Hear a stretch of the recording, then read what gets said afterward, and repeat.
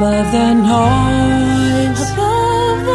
Turn and run to you. I have no choice. I'm choosing to trust in love over logic, following the sound of your voice.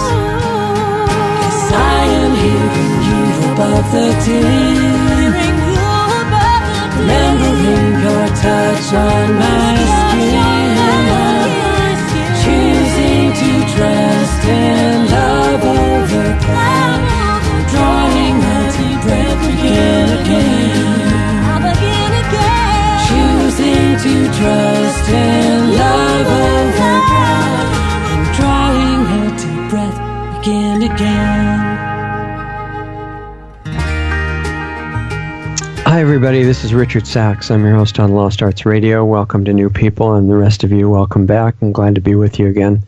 Last week, remember on our guest show, we had a guest named Celeste Bishop Solom, and she is doing a biodynamic farm in Montana in the Rockies, kind of a challenging environment.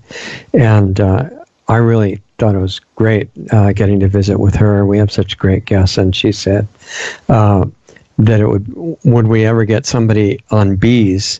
And I said, I've been looking for somebody for a long time to do a good job with that, not just bees as little, automatic instruments of making money, but actual conscious living beings. And in the modern ag education, that's not taught very much. I've been through that myself, and I know about it. And I was looking for somebody that recognized that bees, like all other life forms, are an expression of consciousness and spirit, actually. And so it got introduced to Jacqueline Freeman at spiritbee.com. I think it's .com. And yeah, spiritbee.com. And she agreed to come on the show with us, which is really exciting, and share some of her insights, really different than the conventional view of bees, and why, not just why it's important that we don't wipe them out in the current poisoning of the earth, but beyond that, their incredible contribution to the quality of life here. So welcome, Jacqueline, and I think it's going to be a fun conversation. Thank you. What I'd like to do to start is go back before you were involved in this stuff, to whatever point you want, so we can kind of walk back to it, so that people get to know you a little bit as a person and how you ended up in the middle of this, and then we'll talk more about what you're doing now. I would say probably we could go back to the mid-'80s, and I was attending a long conference, a few months long, and every day at lunchtime, it was in Northern California somewhere, and every day at lunchtime I would go out, and there was a swimming pool there, and I noticed probably the first or second day I was there that there were bees that had fallen into the swimming pool, and they were trying to get out, and of course they couldn't fly up and out. So I had no relationship with bees that I was aware of at the time, but I went over and scooped them up on a stick and got a bee out and found another one and got another bee out. And I did that for 2 months, every single day. Wow. I found myself being the caretaker of the swimming pool, because it's just don't splash, there's a bee in the pool. And I did that. And everyone would say, come eat lunch, and I'd say, no, I can't. There's a little bee that needs me. So I think there was something that was happening there that was a lot more than I expected. I didn't have any more deep connection with bees until probably about 15 years ago. We had just bought our farm, and my husband and I bought a small farm, 10 acres in southwest Washington. And we weren't farmers. We really were just buying a place that was in the country. I'm from a small town in England, and that was really what we were seeking to have, was a small town feel, and we certainly got that. My little community is only about 2,000 people. Really nice. I think it was my second year here that one of my friends from Portland called me up and said that a friend of hers had sold or moved into a house. I was never quite sure, but there were bees in a hive in the woods in the backyard, and they wanted them gone. And she said, "You're a farmer." you should, you have a farm. You should have, I wasn't a farmer at that point, but she said, you should have bees. And I thought, she's absolutely right. I have plenty of room. I have flowers everywhere. I should have bees. So we went down and got the beehive, and were rather nervous setting it up because I had no experience with bees other than fishing them out of a pool. And I started my relationship with bees. It was absolutely delightful from day one. I have to admit, when I started out with bees, I was a little anxious about, getting stinged, or something like that. But I noticed that as I sat next to the bees every day, completely dressed in my protective gear, as I sat next to them every day, I noticed that, first of all, they didn't have anything at all to do with me. I was not a threat to them, and I realized they were not a threat to me. And that was kind of a awakening right there, was to see that here I am dressed up. I'm 1,000 times as big as they are, and I'm wearing protective gear, and I'm sitting up close to the hive, and I'm watching and observing, I guess. And I just felt really happy to be doing that. And they would do nothing more to me other than occasionally one would land on my sleeve, just the way it would land on a tree branch. Mm-hmm. And I just started thinking about how I felt when I was there, that there was something, this was not what I anticipated. It felt different. It felt like I was there with little beings. And that was sort of a surprise. Yeah, what everybody learns about bees these days is that they're going to sting you right away. And you have to have a spacesuit on. So when you went to rescue the hive and relocate it, why don't you tell people what that was like? Because I don't think most people have rescued a hive. And it's not a box sitting in a tree somewhere. It's an actual natural hive, right? Well, actually, you're hitting me a little bit, because that first one was a box in the woods with bees in it, and we just wrapped around it and brought it home. Okay. They were in a hive already. Since then, however, I have done many, many, many bee rescues and collecting swarms as well. Just taking, what I really think of it as is, when I get a call for that, it's taking bees from a place where bees ought not to be for their own safety and moving them someplace else. A lot of them came onto our farm or went to friends' farms. So when you rescue bees like that, whether they're in a box or more likely when they're in a tree or a swarm or something like that, a lot of people are worried that if you're not really careful, you're going to get the wrong kind of bees, and that some are aggressive and some are nice. So what's the truth about that? That is true. Sometimes they are aggressive. We had one hive that we got one time, a colony, I should call it. My husband and I got a call from, it was actually kind of funny, a gated community. And they said, you have to come right away.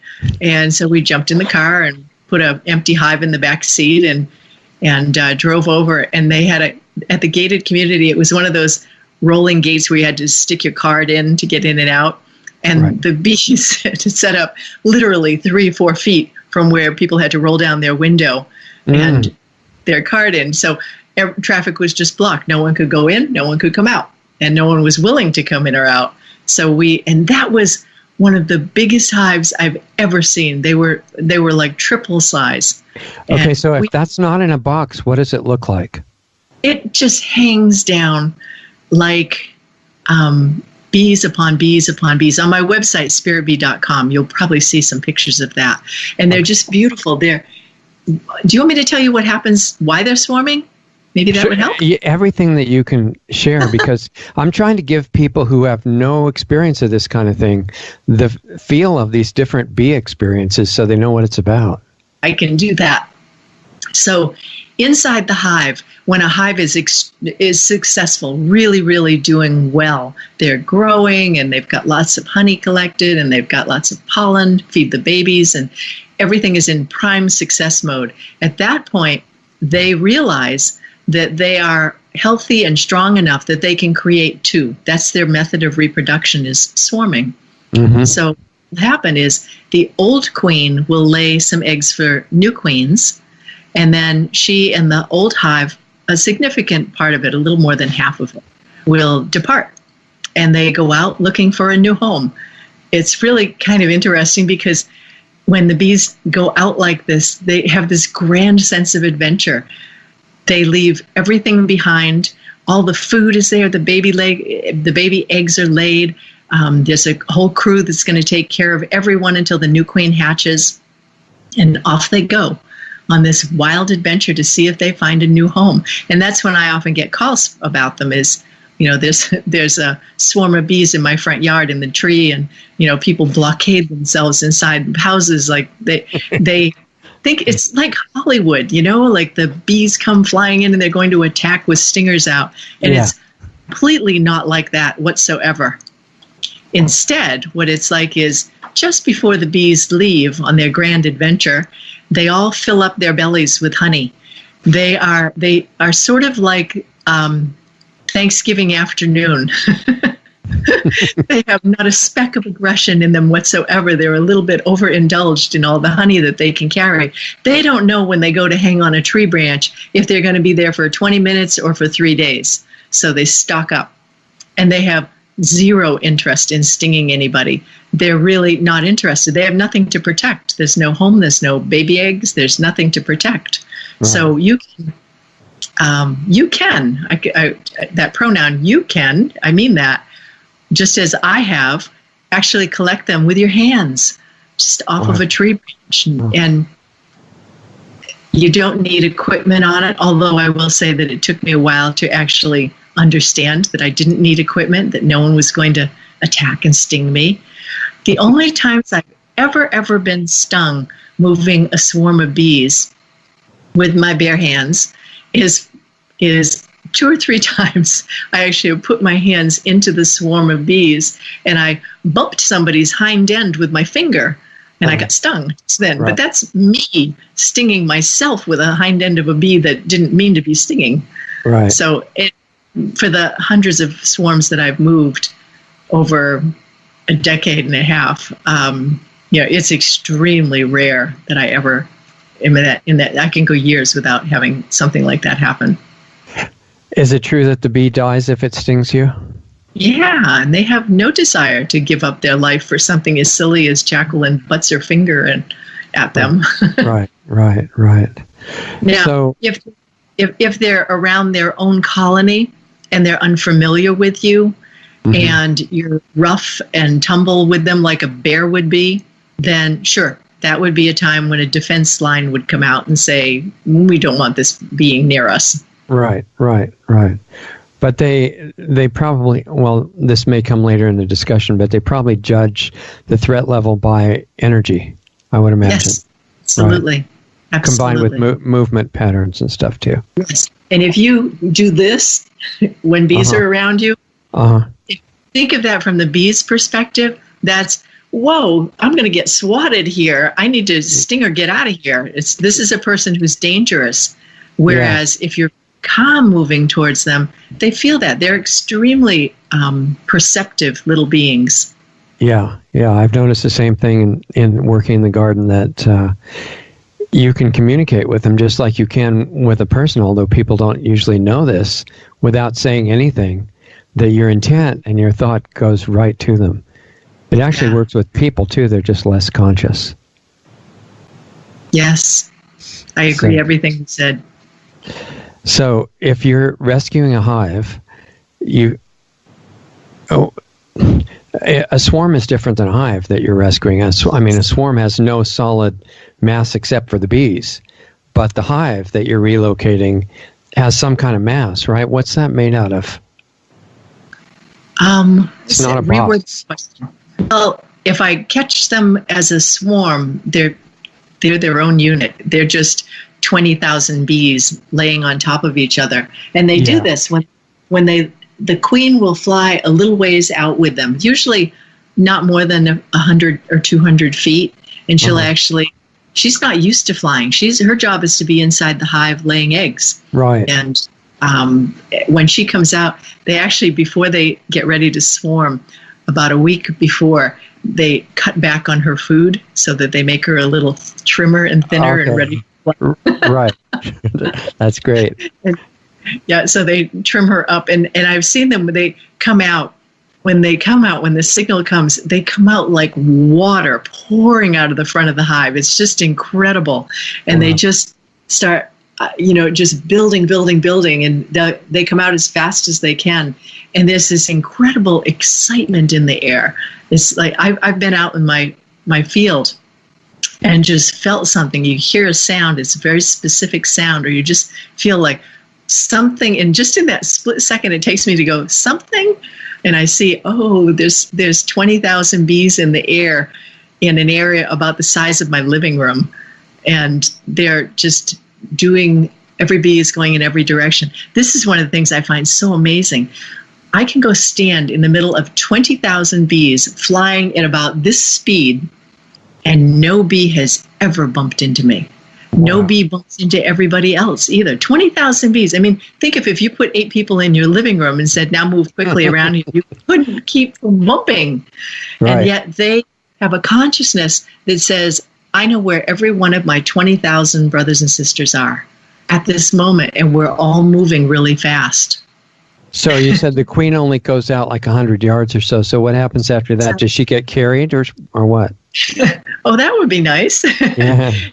And she just goes to a tree branch nearby, and she has a little group that stay close around her and help guide her.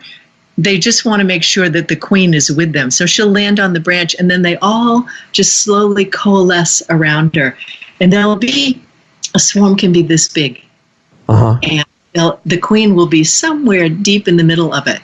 Their job, as a matter of fact, when they're swarming and you see all that activity going on, their job is actually to protect her. And it isn't by stinging or anything. It's just, if you think of a bird flying overhead and looking down and going, ooh, yum, lunch. Right. And then I want the big fat bee. Yeah. So this chaos that they create is to actually visually keep anyone from knowing where the queen is. She's somewhere in the middle of that mass of bees moving in every direction. But she's well. So once they all get in a clump there, do they just keep moving after that? No, they stay right where they are. They send out a group of scouts, they're called. And the scouts go out and find where's the new home going to be. Sometimes they've done this before they even swarm. They already know that there's a tree about a quarter mile away that's got a hollow opening in it that used to have woodpeckers in it that now would be a perfect place for bees to move into. Okay. So they go out looking. If they haven't figured it out ahead of time, then the scouts will go out for as long as it takes. And this is another thing about their consciousness. When a bee finds, let's say, the woodpecker hole, and another one finds, the corner of your garage. Yeah. And somebody else finds a place that's sort of close to the ground, but it's got an opening, let's say a spare tire. Okay. So they've got these 3 different places. And what they do is that scout bee will actually go inside, and they send a projection of what they're seeing and feeling.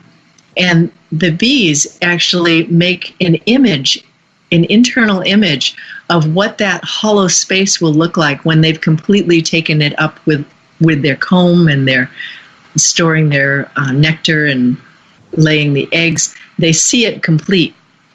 And then there's actually they see each of, in that case, it would be 3 different sites. Each of the 3 sites completely made. In other words, they're projecting their future in the present. Right. And then all of the bees, so the whole swarm of 20,000 bees doesn't go over and check it out and come back and check it out and come back and check it out and come back. They make a decision, and a few more scouts will come and accompany them and go, this one up in the tree, that does look pretty good. It looks a lot better than this smelly tire over here. Well, did those scouts go to the other ones, or they just went by the image? They show up there, which I find amazing. They simply show up. There's a lot of internal communication that goes on. This imagery that I don't have to go over and grab you by the sleeve and say, come with me, Richard. I'm going to show you something over here. It's just I project this image and I say, oh, this is what this will be like. And then 20 more scout bees will come in and confirm it. And then something happens back at the where the swarm is dangling from a tree a quarter mile away, and all of a sudden these bees up and fly off and come to the site, the new site, and move in. That sounds incredibly similar to what some of the old indigenous tribes in different parts of the world who are not degenerated, like a lot of them are, they have that ability too. They communicate over distance without sound, and it's accurate. And they already understand, and then when they meet each other, they have that history that they've already gone over by projection. And it sounds like the bees are doing the same thing. Like how I understand that's how Aborigines in Aboriginal tribes in Australia and in Africa both do that. There's an image that water is over here. And then when you are out in the desert and you need water, you know to go, it's like you're following an internal mental path that's already been set. Yeah, and we're so advanced now that we don't need any abilities. So it's really different civilization, I guess you'd call it. So what the question I was getting at, which wasn't too clear, I guess, is that when you're rescuing a swarm, two questions. One is when you're rescuing a swarm and not a hive, but just a swarm that apparently doesn't have a hive yet, right, for a new place to live. Yeah, to make it easier, let's say a hive is inside of a home, inside of some kind of an enclosure. Okay, and it's a colony. So these are bees without a home. The colony doesn't have the home yet. So if you're rescuing them, are there scouts out that are going to be confused because you're moving the swarm? That's a great question. And when I first started doing this with my husband, we would go out and we used to joke about it because we'd say we are definitely of the no bee is left behind group. Because that's what I was getting at. Yeah.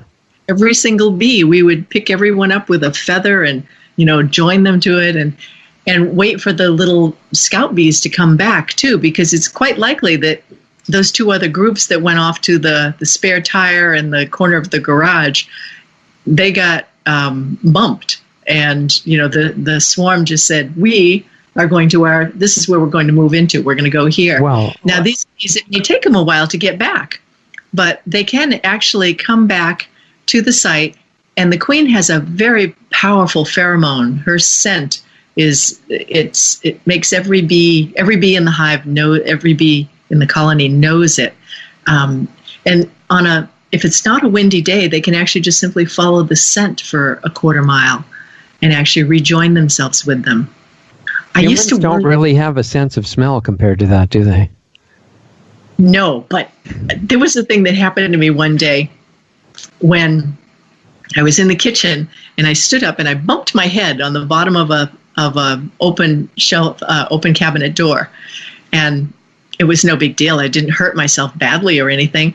But a short time later, all of a sudden, my scent, my ability to smell came on like unbelievable. It was like I could smell layers of sound. I could smell like a dog smelled. I could smell like my cow out in the field. I could tell the striations of grass. This grass is ready. This is not quite ready. This has a little bit sweeter smell to it. It was amazing. I could smell 1,000 things that day. And it went away. By the end of the day, it drifted off and I went back to normal human smellability.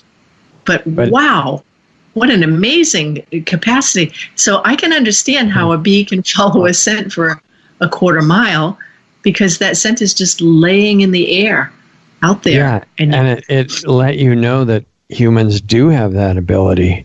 It's just turned off for some reason. Somewhere in my brain, that just clicked on and went, this is what's available to you. I wish I knew how to do it. Yeah, and if that's what's possible with smell, what's possible with everything else, including senses we don't know about yet. But a question that came up while you were telling that story is, the bee can follow a scent like the queen scent if there's no wind for a quarter mile or whatever. How much distance can they follow a projection image? I think that's... there are other layers of perception, and it's like interstellar. It's when a bee... This brings on another story. Yeah, that's fine. Okay, so when a bee, so remember the hive we left behind in that the swarm went out and found their new home and they left behind these bees? Yeah. Well, in there's a queen egg that hatches that's going to become the new queen for that swarm because they're left motherless when the old queen left. Right. So she hatches usually it's about a week after the swarm leaves. She hatches out, and nature does this multiple bee egg thing. In case one is damaged, there's actually 12 to 20 eggs laid because somebody will be strong enough. And some of the research that's being done, it's interesting because I've had access to some information, and then, whoa, lo and behold, science catches up, and 2 years later they say, hey, we just learned this thing that so many of them I'm sure you're aware of. Anyway, with bees, one of them is, why do they make so many of them? Well, inside that hive, the bees, the maidens, the females that are taking care of the little queen eggs there, they actually can smell again the health of the eggs. So they'll start to pay more attention to certain eggs and less attention to others, which I'm convinced is certainly they're saying these ones are stronger and these ones are not. So we're just going to let those go by the way. Anyway, one of the bees will hatch out and there'll be mating day. And this is such an incredibly beautiful story. This virgin queen comes out, and when she comes out, she'll come out, she needs about 5, 6, 7 days to kind of mature after she's hatched to be capable of becoming pregnant. In the meantime, we have these drones, the boy bees. There's only 10% of the hive is the boy bees. They have different tasks, completely different tasks, not the tasks of taking care of the hive like the females do. The females are called workers, is what we humans call them. Yeah. But a friend of mine one time said, I have a hard time believing that they'd call them like workers, like, being known as your job is not the same as being known for who you are. And I asked them one time, and I'm going on a sideways tangent here for a minute, but I thought it was so interesting. Yeah. Normally when I get information from bees, it just comes to me. It isn't like I sit down and ask a question. Frankly, I don't think I have perceptive enough questions so that they just tell me something and I write it down and then we have our communication. But I asked them, I said, are you actually, what do you call the females? We call them workers, but is that what you call them? And they completely ignored me. They explained something about sound. And I thought, that was very interesting. It didn't answer my question, but that's interesting. The next day I said, maybe I'll try asking him again. So I asked him again, and they explained something else about the way vibration moves. And I thought, okay, I'm not going to ask him again. They have no interest in answering this question. So the third day, they simply explained it to me. What they said is that bees live there the first 16, they only live about a month and a half, each individual bee. The first third of their life is completely spent inside of the hive. They don't come out they're living in darkness, but they do all of the tasks that the hive requires of them to take care of that bee family. And then on about day 16 or so, that bee comes outside and she stands on the front entrance there and she looks out at this whole wide world. And then from that moment on, she's a forager. She goes out and collects pollen and nectar and comes back, and then the bees take care of it.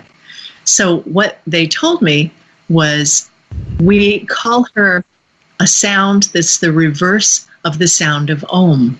Humans make this Om sound because we live in this broad, wide world. We live in this, this whole experience of out here. And we actually have to teach ourselves and learn to come internal.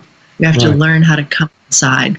Right. So we have an experience of the sound of Om out here, Om, and then we bring it into ourselves, that Om, that embracing, come back to your home. Right. The maidens, the name that they're known by is the reverse of the sound of Om, because they start internal and then they come out into the whole world. So you can make that sound like the mwah. That's the sound. And they said, but you can call them maidens. what I found so interesting was that they actually needed to explain sound and vibration first so that I could actually understand what the answer was 3 days later.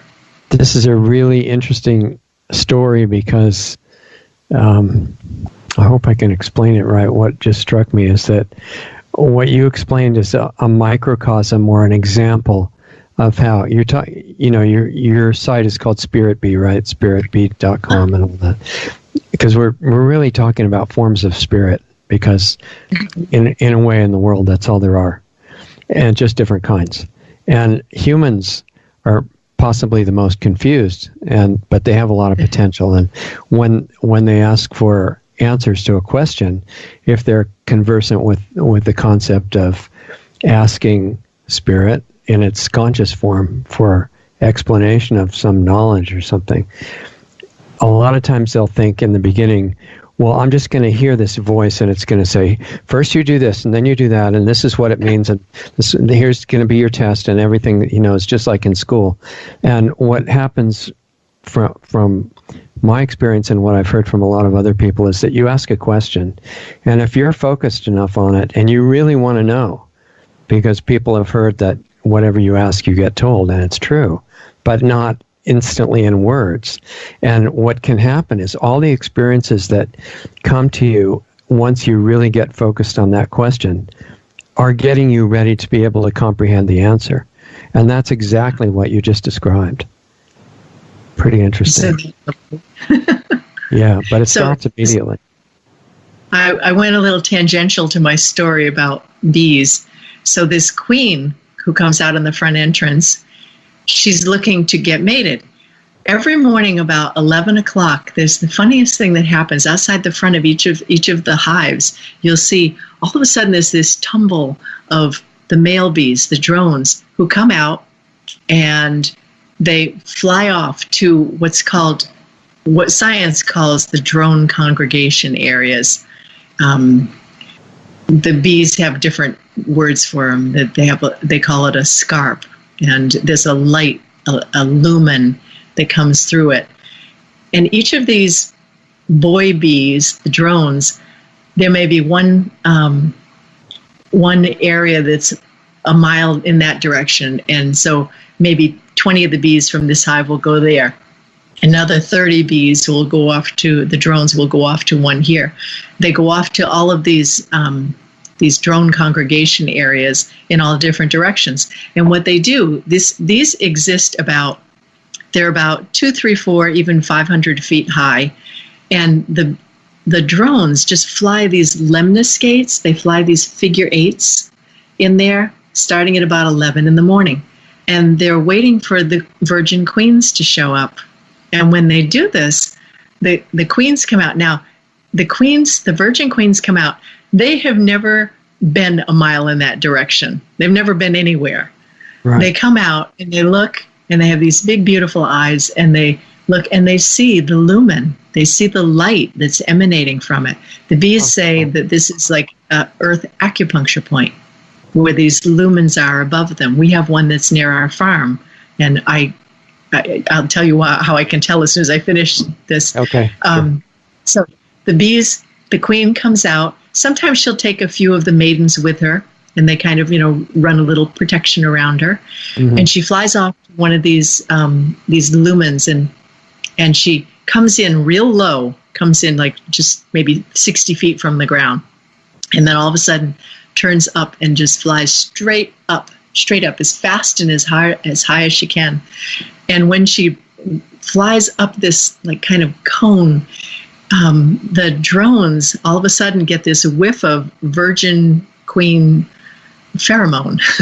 Right. And it's like, whoa, this is what we live for. And they take off chasing her. The first one who catches up to her. So first of all, there's this wonderful thing that happens where only the strongest, fastest drones can catch up to her and mate and give their seed. So it isn't anything like when we breed bees and we can't tell who's a strong drone from anybody else. So that's just a mistake humans make, thinking we can do better than this. But this is the way it happens. So the queen flies, a drone catches up to her, and he inserts his penis into her, and she has a pump that actually pulls the sperm into her at the same time as the drone is offering it. And then he falls back in his little throes of ecstasy. He's fulfilled his true mission on Earth. He falls back and his penis actually breaks off and it's still inside of her, and he falls to Earth. And this is how I know where there's a drone congregation area, because I found little tiny drone bodies with a broken off penis that obviously they fell from a great height and landed here. And I found a few of them in that one area, so I know that's one of the Earth acupuncture points. Anyway, the next drone that catches up and he removes the penis and inserts his, and they continue on. And she'll mate with 10, 12, 20 different drones, and she gets a whole different bunch of sperm samples from that will be used for. One of the things, a drone doesn't have a stinger because he has a penis instead. And when this drone is flying, I think one of the things that's so funny about it is a drone he can't mate anytime except when he's in that beautiful Earth acupuncture point, that lumen, because his penis doesn't work until he actually gets some G-force. So when he's flying and chasing and flying as fast and hard as he can, the G-force actually pushes his penis out and makes it available for breeding.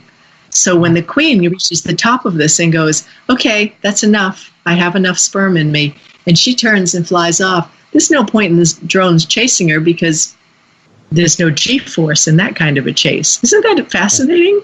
Wow, that is incredible. So I haven't seen that in any bee books either. Now, the part I was actually answering one of your questions here too, because when she gets to the top of the lumen and she's already mated with all of these drones, that's the point when she sends her message out. And this message goes, I don't know what you call it, intergalactic, interdimensional. Probably interdimensional is a good word for it. It says, this is the state of the Earth. This is the state of this place, this being, this place where our colony lives. This is the state of bees in the world. There's an immense message of the state of development that we're in right now, and that gets sent out into the cosmos at the top of that. Tell me a little bit more detail. State of development of what exactly? Is it like the State of the Union address for that bee colony? Yes, and more. It's actually, this is where this particular colony is existing, and also this is where all bees are, and this is the planet. This is where we are at this moment. So it's kind of like state of the Earth from that bee's perspective. Yeah. Wow.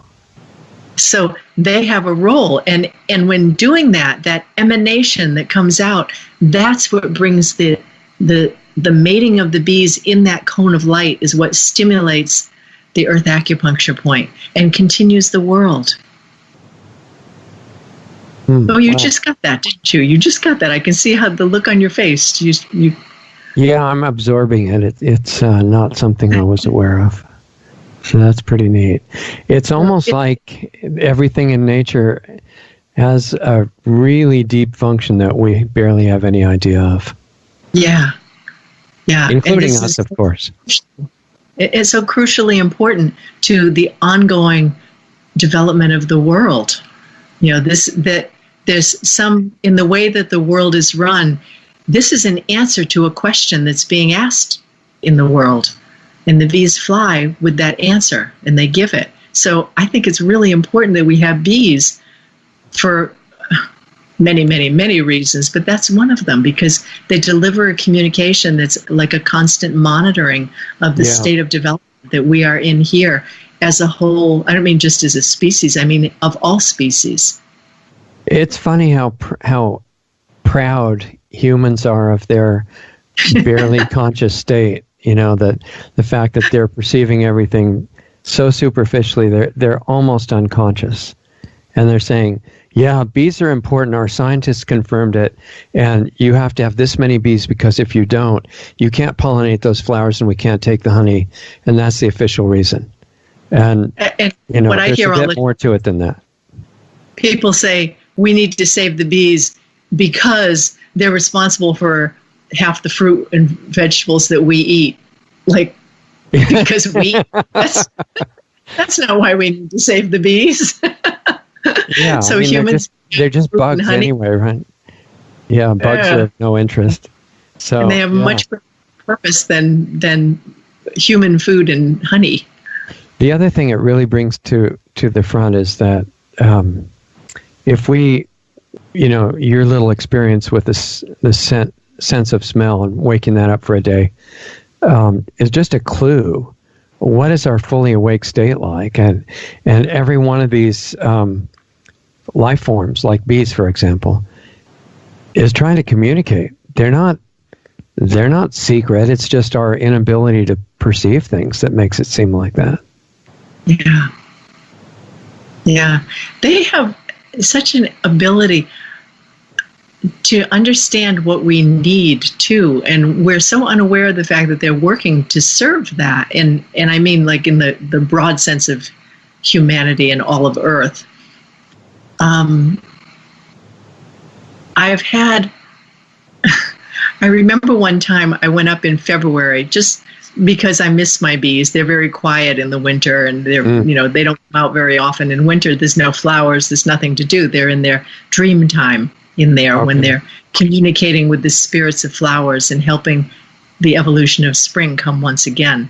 Right. Anyway, I was up there one time, and I was just looking at the entrance and sending love. Just little bees, I love you, and all love surrounds all of us, and all.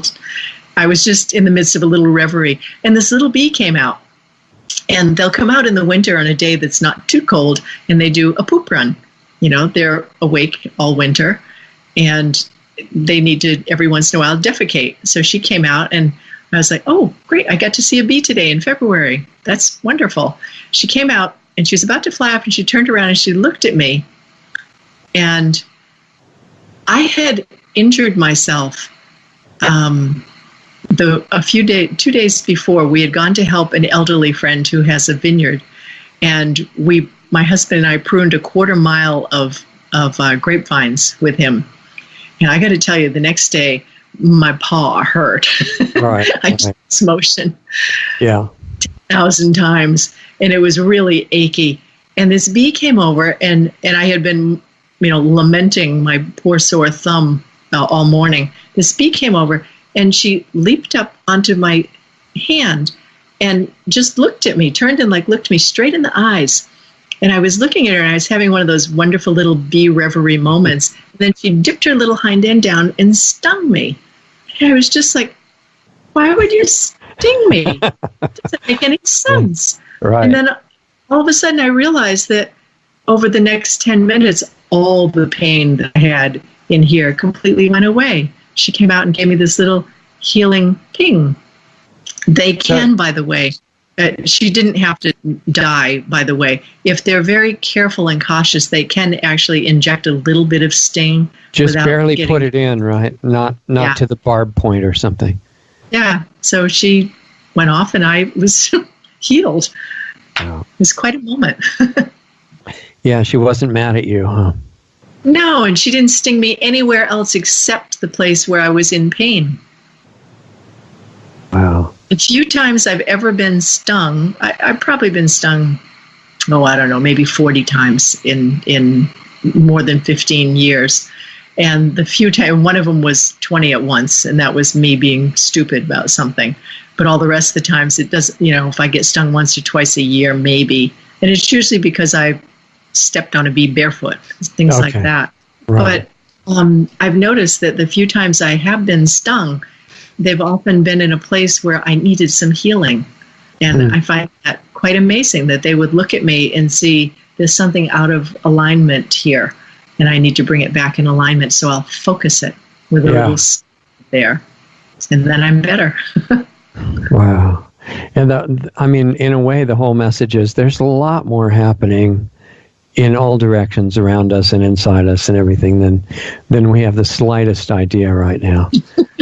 There's not a whole lot of reason for arrogance.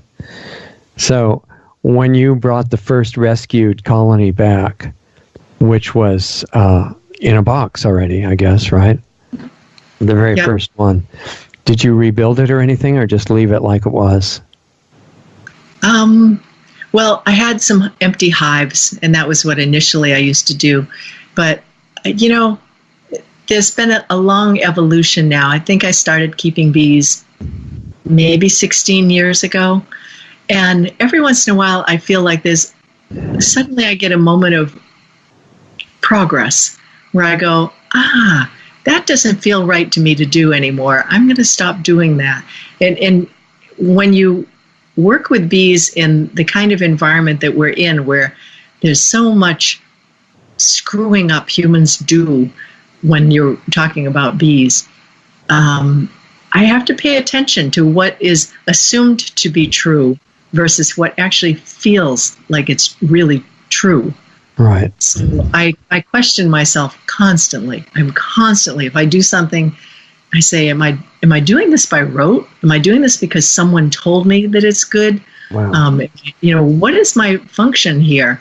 And I see a lot of my function around bees is to examine that, to look at and to listen deeply to what comes through that feels like this is more right. So now I don't have any bees that are in regular wooden hives like you'd see in a field. Yeah. I've left that behind. I help bees live in trees now, and I have one hive that came and lived in the north wall of my house, completely on their own. So I think the reason that boxes have been constructed is so that people could take the honey out, right? I mean, that's the main reason. Yes. That's absolutely true. Yes. And the way they construct them, they're a cubicle shape, and they've got a bunch of rectangular or square frames, right, that they put in those stacked up horizontally. All of that is so that the harvest of honey is easier. Exactly, and they have a queen excluder, right, between between the queen and some of the frames, and that way no eggs get laid in there. They don't mess up the honey, which is created for humans. Right, and what's so silly about that is I don't use queen excluders, and I've had hives, all different kinds of hives for many years. Rarely have I ever found that the queen, who knows that she's going to lay eggs in the nursery where the babies are, she knows better. She's not going to go up in the top part of the hive and go, here, I'll put a bunch of eggs up here. That would just be absolutely silly. So it gives, the queen excluder gives a bar where she can't get behind. And, maybe the nursery is a little domed, so there could have been a few eggs there. But really what happens, what they've said is the queen, when she's in that nursery all the time, 24 hours a day, years on end, and that's what she does. She lays the eggs. But every once in a while, she takes a walkabout, and she'll just go off and just walk up into the different parts of the hive. It doesn't happen very often. And she's laying her scent as she goes, and that scent makes everyone so happy. And I just get this image like, the queen just kind of walks through with her little entourage, and it's like, oh, the queen. Well, you also mentioned a little phrase in that explanation, 3 words that are really in contrast to what you said before about the lifespan of the average queen that goes out to, not queen, but bee that goes out to collect nectar from flowers and pollen and stuff. They live 6 weeks. Yeah. And you said that the queen could be in there for years on end. So how long does the queen live? I'm glad you picked that up. Well, if you listen to conventional beekeeping, they'll say every spring you have to kill the old queen and replace it with a new queen. Of course. Plugs in like to no end.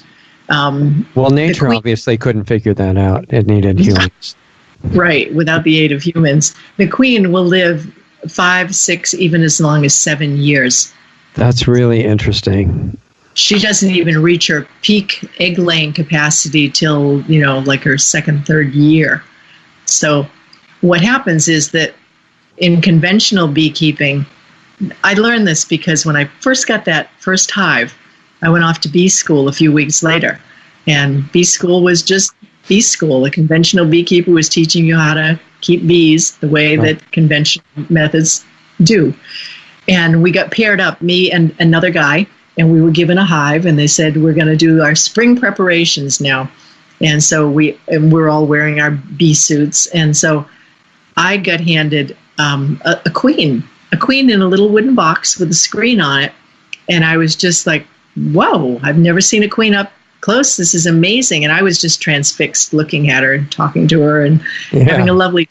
In the meantime, the guy that was my beehive partner that day, they said, look inside. We're going to find the queen in here. It's easy to find her. She's got a big bright dot, magic markered on her abdomen. So you can open it up and go, oh, there she is. And it will be a different color depending on what year it is. So you can tell how old. You mean that's what the people put on her? They put a dot on. Okay. Yeah. Anyway, he finds her, and so the guy who's leading it says, "Okay, take out, just pinch that old queen, take her out, and then squish her." And so he does that.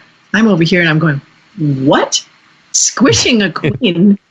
You would have thought that I could have put two and two together and go, "There's a queen in there, and I've got a queen in my hand, and there's only one queen to a hive." A colony. So what's going to happen here? I didn't have that capacity. I didn't even think of it. Right. And he squished the queen, and everybody that was in bee school that day squished a queen right at that moment. And I hardly remember anything that happened the rest of the day. I kept thinking, that can't be right. That can't be right. She was perfectly healthy. And I asked later, I was like, why are we killing a queen? I thought, they can live time. And they said, oh no, she loses her fertility. After a year. So we need to have her having a lot of fertility. So we replace them every year. That's standard conventional stuff. Well, wow. One of the things the bees explained to me was when the queen stays inside of her hive in the darkness, laying eggs her whole life, the only time a queen ever comes out from there is on that flight when the swarm takes to their new home. And what the bees explained to me is that when she comes out and does that flight, that the sun turns on her hormones again, and it reinforces her. Wow.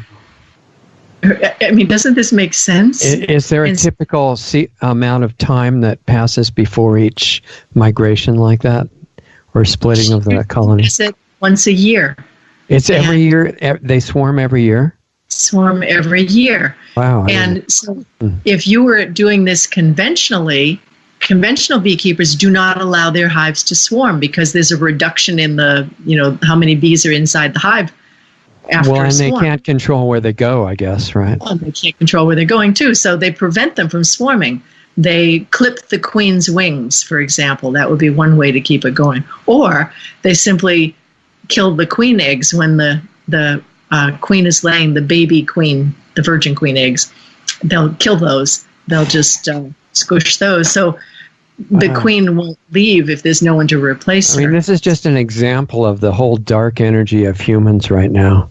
And they're so out of touch. It's amazing. The arrogance. So in a way, I can say the conventional beekeeper is right. That queen does not have good fertility because they didn't let her come out and renew her fertility with the sun the way that nature had intended it to be. Okay, and they want to be able to split the hive artificially and make more hives? Is that right? Uh-huh. Yeah. But, you can do things like things that I would never do, like clip the queen's wings so she can't fly. Right. Well, then they're never going to leave because they won't leave her queen behind. Yeah. And, of course, these are just insects. They don't feel or experience anything. They just fly around by instinct.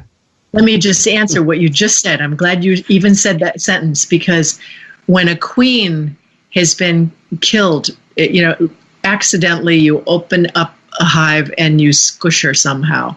Yeah.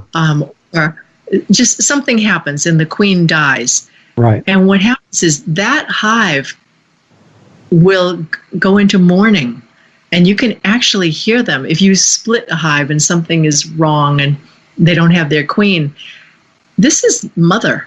This is the basic relationship is the queen and the mother queen and all her babies. Everyone she's in there with is one of her progeny. When that queen is removed for some reason, killed, whatever, the hive has a sound that comes over it. You would You could know absolutely nothing about bees, and you would know that this is the sound of mourning. And it's just like this, it's like this exhale of grief.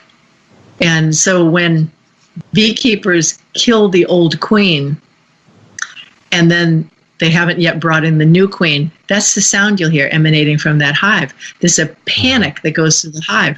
The mother has been being cared for by a whole bunch of maidens who they're responsible for feeding her and cleaning her and all this. Yeah. And all of a sudden, they can't find her. And this panic, every bee is just, if you have an observation window on the side, you'll see them running everywhere, just touching each other, going, have you seen her? Have you seen her? Where is she? I can't find her. This panic. And then there's this grieving sound. You know, we call it a bug, you know, and like it has no, and yet even talking about it, it almost makes me cry because I've heard that sound and you cannot mistake it for anything but the sound of grieving. Right. Yeah, I can feel it. If they can't find her, that's when you introduce, that's when conventional beekeeping introduces a new queen. And at that point, what happens then? Yeah. They're so beaten down. They're like, oh, she's gone. And they will usually accept her and carry on with life because the true mother is gone. And it's really kind of a weird thing, too, because if the queen, when she lays those eggs, she's continuing her line. And she can fly off with the swarm, and there's some bees left behind. And the new queen has all of that DNA of everything that's been known. The drones who mate with her introduce their DNA of, here's how we find honey in a desert. One line might know that. Here's another one that says, we know how to really survive when things get super cold. Another one will say, we can get by on just about nothing. Another one will say, we know how to find the smells of orchards far in a distance. They all have their own little components of DNA. When you kill a queen, you kill that line. That line's over and done with. All that knowledge is lost. And it's heartbreaking because it's such a common procedure for conventional beekeeping. There's no respect for the fact that these lineages have come down through millennia. And each time a bee in this area, each time a queen starts up her new hive in this area, she's bringing that introduced knowledge from the DNA that's gone before her. That makes sense? Completely. Yeah. Yeah. It's just, the message that it's conveying is something really deep. It's hard to put into words because you're just giving an example. But there's a much deeper, all-encompassing principle that I think we're supposed to get and adapt to, grow into. And I'm trying to get a hold of that. We have a thing that we do here in America with conventional beekeeping, and even people who are not conventional, who are trying to do it organic and all. There's a certain method where you get bee breeders, and bee breeders there's no chase to the heavens for breeding. This is the next drone that comes along. There's an artificial insemination that you take that sperm and you inject it into that queen. And I've seen the pictures of these queens. What they do is they take the virgin queens and they put her in a little, it's like a little thing where just her hind end is sticking out, a little enclosure. And just her hind end is sticking out. They have forceps and they pull it apart. And then they inject the sperm. That's artificially inseminated queens. Right, so that it'll be scientifically ideal, right? And there's no celebration of, there's no orgasmic process that happens with it. It's just a procedure. And then the queens are raised in, there's about, maybe about 7 major queen bee breeders in the United States. And so I live in Washington State. And yet one of the big bee breeders is in Georgia. Well, Georgia has a really different weather system than Washington State does. Yeah. And yet people around me buy queens from other parts, Hawaii. They buy queens from Southern California. They buy queens. Because it sounds like the super ideal queen, right? Yes, They're exactly. advertising. Yeah. She lays more eggs than anybody. But those queens don't have the local knowledge. They aren't from around here. We didn't, honeybees didn't live in, they're European honeybees. They came over in the 15 and 1600s, but they've gradually moved into the different areas and they've adapted. Right. That local knowledge is worth something here. If you take a bee that's, I think Georgia's had a drought going for 7 or 8 years now, you bring one of those bees up here and you put it in the Pacific Northwest where it rains for 7 months, she's going to have a hard time understanding what's going on. They're not local to here, and they don't have local knowledge. Well, you don't need queens very often, do you? Your hives are making their own queens. Ta-da! Yes. The fact is, if you don't do anything, the queen, that colony will create queens as needed. You asked how long a queen lives. She lives 5, 6, 7 years. At the end of her life, her scent starts to reduce. And the bees are all very aware that she's reaching the end of her life. And so what they do is they do a process called supersedure. They take one egg that queen laid, and they'll turn it into a queen. And it'll just be up in the center of the hive, one queen, and this will be the daughter who hatches out. And there is no swarm that goes off in this case. This is an old queen at the end of her life. This new queen hatches out, and they do the sweetest thing. And I've seen this in my own hives probably 2 or 3 times now. The new queen hatches. I can tell there's a new queen coming, and she's a supersedure because she's not in the place where swarm cells are laid. Swarm cells are laid on the edge of the comb. A supersedure queen is right smack up in the top, in the middle of where everything's happening. Right. When she hatches out and goes and gets bred and comes back, often it's said that there's a duel to the finish, that these queens will attack each other. That isn't what I've seen. And I've had friends now who've seen this exact same thing. There's a very calm, peaceful transition of power. And this queen, one time I opened up the top of one of my hives, and there was a queen right on top of on the top of the bars. Yeah. And she ducked down between the frames, and I put the top back on real quickly, which is what I often do when I don't know what to do next. Like, just let me think that through for a minute. So I lifted it off, and she came up again. And then I could look at her, and I could see that her whole hind end, instead of having little soft hairs all over it, was worn shiny and clean. She had dipped her butt end down into a cell 1,000,000 times. And she'd worn all the hairs off of it. And she was an old queen, and they were letting her just live out her days in the hive. Someone will still feed her. She has no more tasks to do. She's retired. Right. And it's so sweet that there isn't this, this new queen has no reason to attack her mother. Right. It's just a beautiful transition. It's the way nature does it. And this old queen isn't chased out into the field to die in the rain. She probably would be if it was humans, but not with an advanced species like that. We take and pinch her and kill her, and off she goes. Exactly. Incredible. So there's this in there. Wow. So the pollination value of bees to humans is obvious, but there's much more that they're doing while they're pollinating. So that's one line of investigation to do, to see what the real value is besides just what you could do with tweezers moving pollen from that flower to that flower. It's not restricted like that. But the other thing is making, bee farmers, beekeepers, they are taking, besides selling bees and queens and things like that, they're also taking out honey and pollen.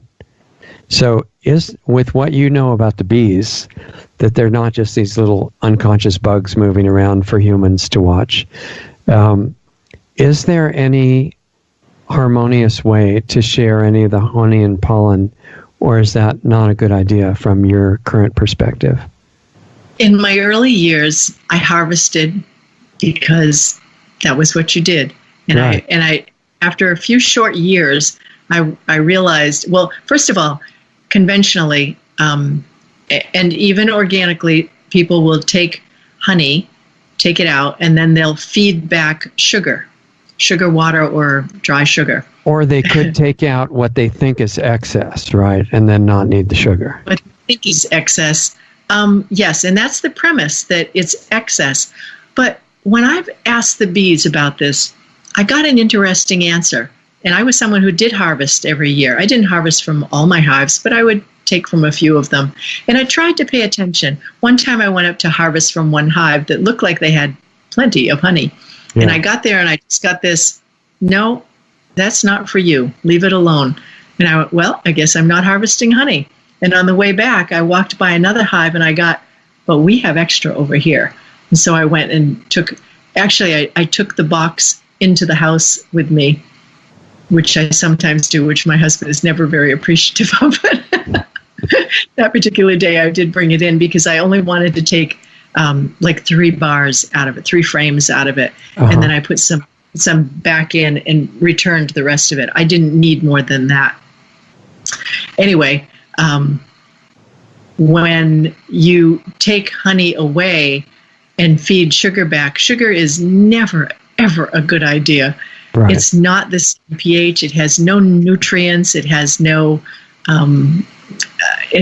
nutrition to it. It's like eating candy bars. Yeah, in an emergency. Food. Right. Yeah, and in an emergency, yeah, maybe that'll save your life. But as a long-term menu item, no, that's not what bees are made for. It actually changes the pH value in their gut and makes them more prone to certain diseases like nosema, which is like bee diarrhea. It's not good for them in the long run. And it's such a common thing that people do this. But right. What the bees said, and the idea is that you're always taking the excess. So there's enough for the bees. Well, ideally, there should be enough honey for the bees for the winter. And if not, it's so common that beekeepers just feed honey, take honey and feed sugar instead. Yeah. But the sugar, what the bees explained to me was, we tend to think in an annual basis. We tend to think, oh, it's been a great year for gathering nectar and making honey. The bees were doing really well. There's lots of honey in the hive. I can take half the honey this year and leave them the other half. The next year, it's not such a great year. Maybe it rained too much and the bees couldn't get out and get the blossoms, and they only had a third as much honey the following year. Well, maybe that's a year that you don't take honey. But what the bees said is they prefer that they have a lot of honey left over. And, I started thinking of it in terms of how when we go to buy a house, we ask the bank, what's the most house I can afford? Mm-hmm. Mm-hmm. Go by the maximum. Well, I got a job and I make this much money and I can pay my mortgage, so I can get this 6-bedroom house with 2 acres on it or something. And mm-hmm. and yet then something happens. There's a recession, or there's who knows, something happens, and all of a sudden you lose the job. All of a sudden you're at great risk. I kind of think of it the same way with excess honey, that we as humans tend to live hand to mouth, year to year. We don't put a lot aside. We're not really good at preparing for the future as a rule. And the bees really are. So if they have a banner year with a lot of excess, they store that because they know that 2 or 3 years from now, this is going to be a really barren year, and that's going to pay off to have that in storage. And honey lasts quite well for years, right?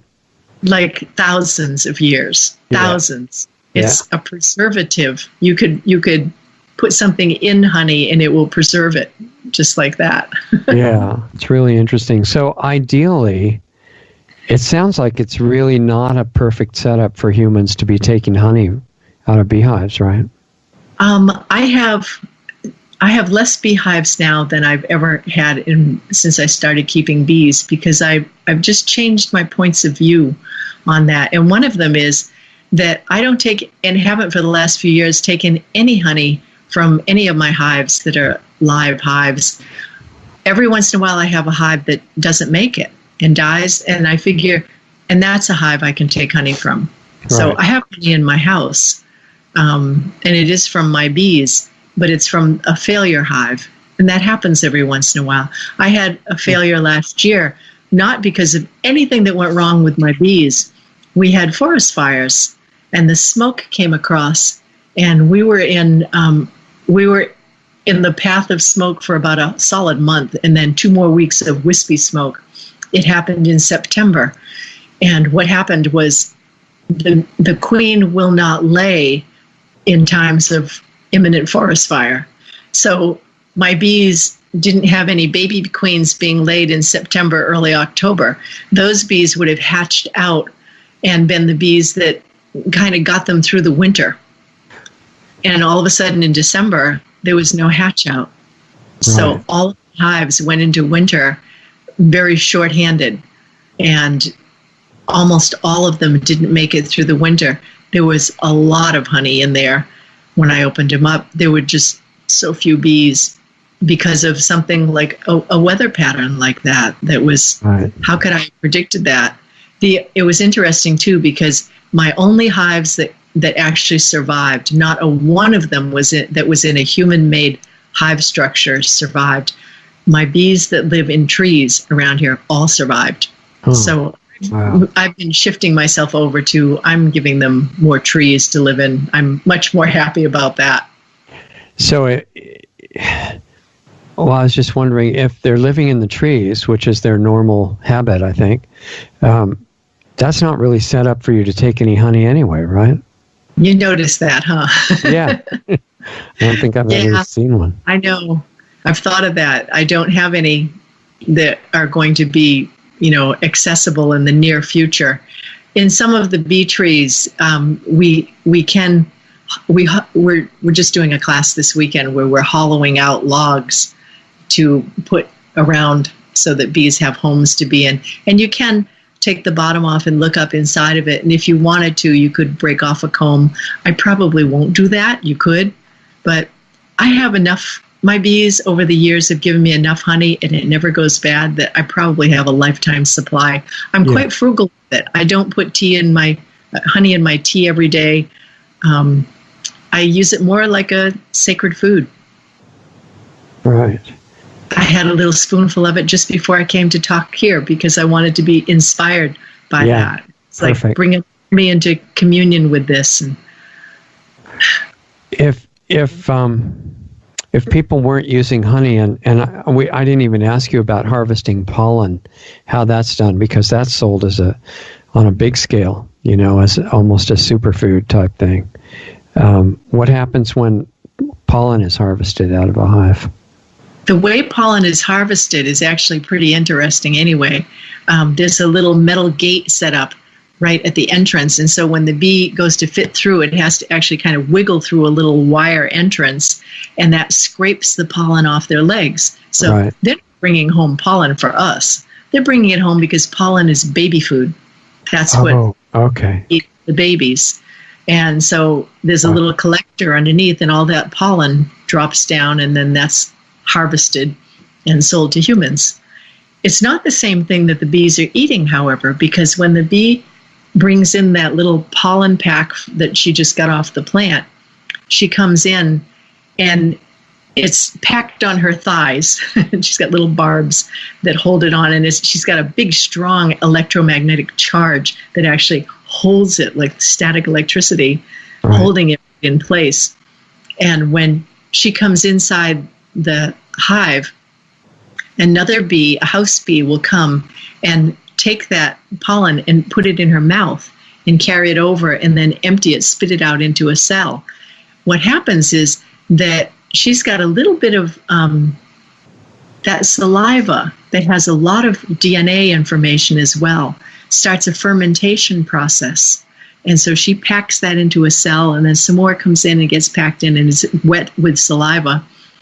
And that fermentation process actually breaks down the pollen. The grain of pollen is too big for a baby to eat. When it breaks it down by fermentation, then there's a number of things that happen. It's a different process, it's a different food, but it also introduces to the baby bee what lives inside the adult bee when that bee put it in her mouth and mixed it with her saliva. Right. And I know in primitive tribes, that's how baby food is made. The mother chews up the food, and takes it and feeds it to the baby. So it's Gerber baby food. It's not coming out of a can, a jar. It's actually got all the enzymes, and the DNA information is transferred from here to the all those primitive tribes don't understand that you have to sterilize the world to stay healthy and safe. Isn't that interesting? So the pollen that when we buy pollen at the health food store, that hasn't been processed by bees yet. I don't know. I have really very mixed feelings about that. Again, I'm in the divine position of, if I have a hive that fails, there's some fermented pollen in there, and I can take that out. I often put it out for my other bees, but they really don't want it. I don't know why. They're just not interested. So I keep it in my freezer and put it in a smoothie every once in a while. Well, if the bees don't get enough pollen into the hive, then that must impact their ability to have the babies survive. Right? Yes, absolutely true. And you said there were a few survivor bees in the wiped out hive where you took the honey out after the smoke, right? Yes, there were no survivor bees in those. Oh, there weren't. I thought you said there were only a few or something. I have my tree hives are the ones that survived. But my wooden hives, nobody made it. And it's interesting because where I live, the whole line from 20 miles north of me to 40, 50 miles south of me, we all lost our bees. It was something that just because of our local. So what did you do? Just wait for them to build up again, or did you get new ones from somewhere, or what? That's the process I'm in right now.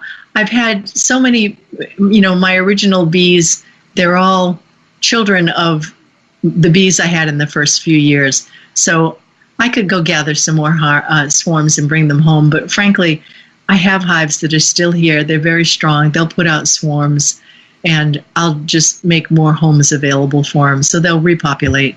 Right. I always have to question myself about whose agenda am I on? Is it good for me to have more bees on my land, or is it good for the bees that I have more here? So I'll put out empty homes for them, and if they populate it, that's good. If they don't, I live with that. That's fine too. What kind of empty homes? Oh, right now we're making the logs, hollowing out the inside. Okay. Like a woodpecker went on a flurry of activity. So you get like a section of a log and then make a big hole in the front of it and dig it out on the inside somehow? It's about 3 feet high and about that big around. Yeah. And we chainsaw it out and then chisel it out and put a hat on it and put some legs on it underneath. And you can put them up in trees, or you can just build structures where they stand on the ground up there. Okay, and that's but you make the hole all the way in from the top, right? Mm-hmm. And then you put a cover over it so that you can see inside if you need to. Yeah, if I need to. And actually, you see inside from the bottom rather than the top. Oh, okay. You can look up. They're less disturbed by you looking from underneath than from the top. Okay. So, I'm not sure if even going to do that or just leave them be, because I never go in these tree hives at all. I could design them so I could, but I have just come to have so much joy at just their presence that I don't really need to see and do and touch and have all of those activities with them. They don't seem to seek it out from me, so why am I so presumptuous to think that I need to do that to them? So I'm just getting further and further away from any of the human models of what a beekeeper looks like and does. Yeah, exactly. Well, so most of the people who are looking at bees and the reasons to have them around are either taking honey and pollen, like we just talked about, or what they're doing for what humans semi-consciously, I think, see as pollination. So looking at the pollination part, what does that really entail? I'm actually more interested in that. I have a farm. Pollinate. If the bees are here and all they do is live their own lives and pollinate as they want, that's fine with me. I'm totally happy with that. And I think that's more the direction I'm going in. I don't really need the honey. I like having fruit that I know has been kissed by a bee. Yeah. The process, maybe that's really what it's supposed to be. Maybe we're not supposed to be taking their honey. Yeah, it's an amazing concept that maybe it's actually for the bees. But, Yeah. Now, the other issue that I think that's important is the commercial bee industry. If it's conventionally done, what are the things that are done in it besides what you've already talked about, like chemicals used, things like that, procedures used that are things to know about, reasons that you wouldn't want to buy that kind of honey anyway? Yes, yes, and yes. Everything. So first of all, bees are exposed to so many chemicals these days. I mean, they are the canary in the coal mine. It's really hard to get even an organic certification because a bee will fly off 2 miles away to nectar and pollen from trees, fruit trees. And when they do that and come back, I mean, how can I do that? I have an organic farm. I'm biodynamic. There are no chemicals on my land. But if they fly 4 doors away and, go to somebody else's house where they spray their roses to keep the aphids off, I've lost that. They did a study a few years ago where they took samples from all 49 states. They didn't do Alaska. And they were testing the wax that makes up the comb in there. And they were trying to analyze how many chemicals are these typical hives exposed to. And some of them were conventional, but they also took samples from organic beekeepers doing treatment-free, no chemicals whatsoever. And they found that, I'm not going to remember the exact number now, but it was something like the average hive had 26 different chemicals in it. I'm probably off on that number, but it was a chunk. That there was only one place, and it was a beekeeper who's down in the Southwest who keeps her bees out in the desert, so from everyone. She was the only one that had no chemicals in her wax. Everywhere else, every single one they tested did have chemicals. And when you think of that, those baby eggs, for example, are laid in the wax. And there may be 20. I remember one statistic was that they had found a handful of them that had over 100 different kinds of chemicals in the wax. Over 100. Wow. You think that's... They're also selling that for people to eat too, aren't they? When they sell honeycomb, then you're supposed to eat the wax, I think. And wax. Right. But and what I wondered about that, about the honeycomb to eat, is that if it's made from frames that are put in there to start, it also includes whatever material the comb is built around, right? So you're eating that too, whatever it is. Yeah. And I think just in general, the honey and the pollen were also sprayed. The flowers that came from, the nectar, it's been sprayed too. Hopefully it's not enough to actually kill the bees, but it is enough to do something. It's like, I don't like to eat food that has Roundup on it. We eat organic. Yeah. That takes a lot of diligence to not ever eat anything that's conventional. That's hard. Yeah. And, we are pretty, we really tend to that a lot, but I would say I'm probably 99.7 on always eating organic. And then every once in a while I go have birthday cake at my neighbor's house, and it's like, yeah, okay. I just go cover it with love and we'll be okay. But I try to not be too fanatical. It's a funny thing to live in a culture where the other day we were driving home from somewhere. I said, I'm kind of hungry, but I can't think of anywhere to go where I know the quality of the food I get is something I actually want to put in my body. So we came home and made something. Yeah, exactly. I mean, when you look honestly around, that's what you have to do.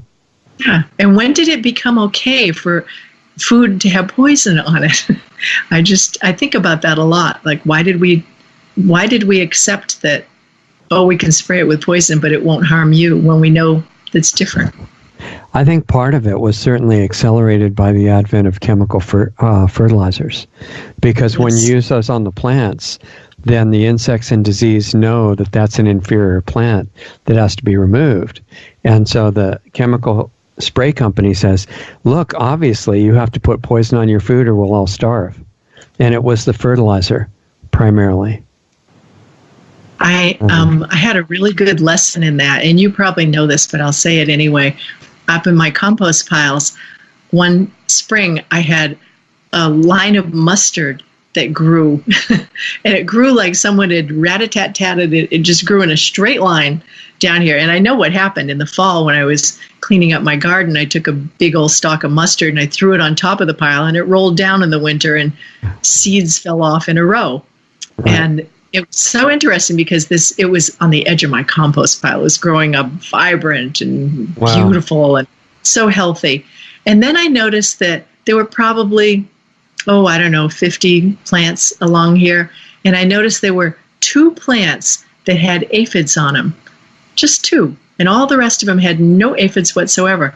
Right. Now, probably an average person would just go pluck those out and throw them in the compost. But I like to understand things. I like to really figure out, why would 48 of these plants have no aphids and 2 have a lot of aphids? What happened? And I walked by that for days looking at it. And then I realized that these 2 plants were actually behind kind of the front row. So probably the 2 little seeds that were 2 5 seeds in front of them just kind of started growing, and then these germinated a little bit later back here.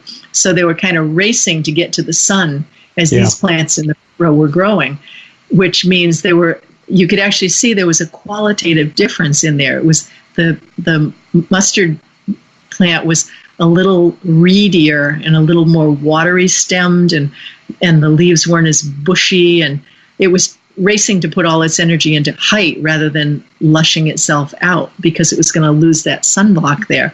Right. And from what I understand, those 2 plants there, they were weak plants, and nature says, aphids, come do your task. We don't want these plants to have seed in the gene pool, and so please come and eat them. Right. So normally in farming, you have the complete opposite idea of that, which just it's grow things, and if you have bugs, we'll go spray them with something, and not recognizing that they are in service of nature, saying only the strongest get to be in the gene pool. Yeah, it's really true. And the other thing I've seen is that when the roots don't have the right drainage, or they run into solid rock or something like that, the bugs will usually try to remove those plants too. Absolutely. Right. My neighbor she's about 200 feet away from where my compost in my garden is. And she's elderly and she uses some chemicals over there. Not much, but she uses some. But every year she'll say, I've never seen the aphids so bad as they are now. And I'll think, she's 200 feet away from me and I have no aphids. Exactly. Yeah, the aphids aren't stupid either. What's really hard for humans to grasp is that life is conscious. Yeah. I mean, and I want to ask you a question. To take what you've explained about the bee spirit and apply it in other areas, because the same principles should apply everywhere. And, I've done a lot of experimenting with health and aging and food and different things that humans can do to try to figure out what our normal state is, because we got so far away from it. Even normal while we're in physical bodies, it could be really incredible compared to what we're used to in a lot of ways. And I was experimenting with little things like just eating raw food, for example, raw, organic, whole food. I've done that for a long time. And what I noticed is that if it was strictly vegan, either fruitarian or with the vegetables and herbs and stuff, but all raw, organic, that most of the people I met that were on that, their systems got kind of clean feeling, but they got light like birds, and too light, and no muscle mass, body heat was suffering, things like that. And once I experienced how much better the raw food is by orders of magnitude in a lot of its effects, I didn't want to go back to any cooked food, but it wasn't working. And the only thing that I found to really eliminate that problem completely without any cooked food, and to the point where I wasn't even caring about it anymore, was organic raw milk. And I got because it has cholesterol and saturated fat, which you desperately need, and that's why the government says they'll kill you, because they're really good.